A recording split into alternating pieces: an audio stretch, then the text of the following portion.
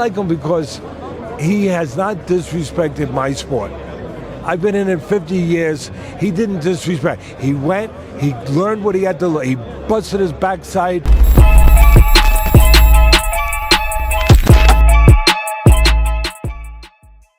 I do want to ask you before I let you go, we've just heard the news of Mike Tyson and Jake Paul. You've obviously been part of Mike's team a long time ago. Talk to me about that. It's a bit of a weird one. We didn't expect that, and it came out of nowhere. Mike Tyson and Jake Paul, July 20th in Texas. It's going to make money. You want me to say more than that?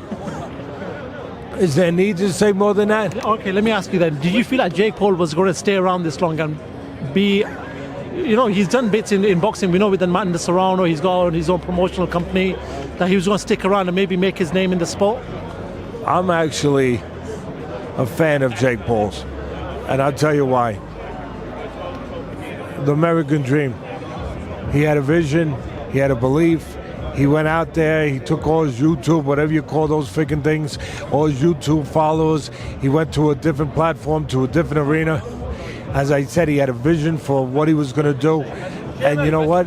He had the guts, he had the determination to go out there and color in that vision and take risks doing it. Yeah, everyone says he's fighting old guys, he's fighting guys that aren't real boxers, he's fighting guys that are boxers but they're not good boxers. All that.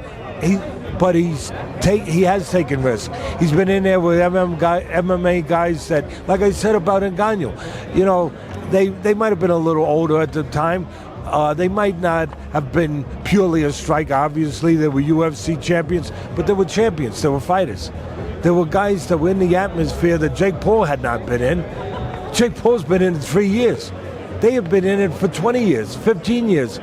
That was a risk, and he took that challenge. He took that challenge, and he went and he succeeded. And then he fought a fight everyone wanted in Tommy Fury, and he lost in a competitive way. But I like him because he has not disrespected my sport. I've been in it 50 years. He didn't disrespect. He went, he learned what he had to learn. He busted his backside, training, doing what he had to do, you know, to learn the best he could learn. And he's still a work in progress, and he understands that. But he's getting better. In his last fight, he was in with nobody. I get it, but he was more comfortable in the ring. You could see it.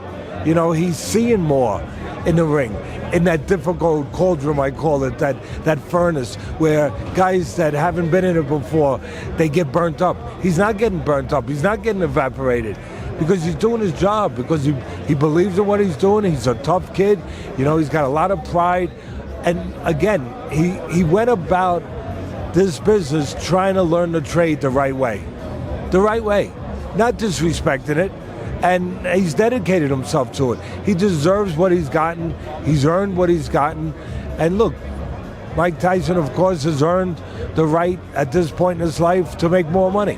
And to prove something, whatever it is he wants to prove. That even at this age, you know, to do a George Foreman, you know, to show that, you know, that Tyson's been a legend.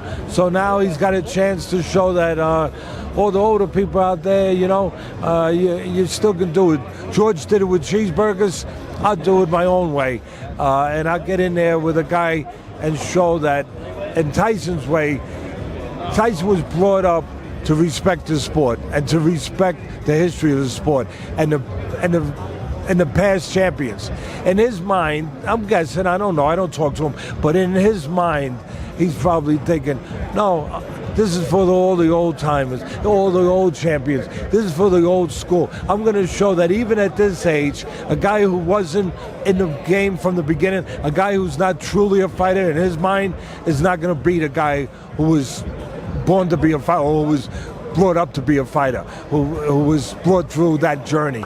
A guy that crosses over from somewhere else is never going to beat a former champion who's been in the business basically since he's 12 years old. So it's interesting, and I give them both credit. Teddy, always a pleasure talking to you, always getting an insight of your boxing brain. A lot of people seem to like to hear what you say about fights, which is why you've got your own podcast and everything else, but thank you so much.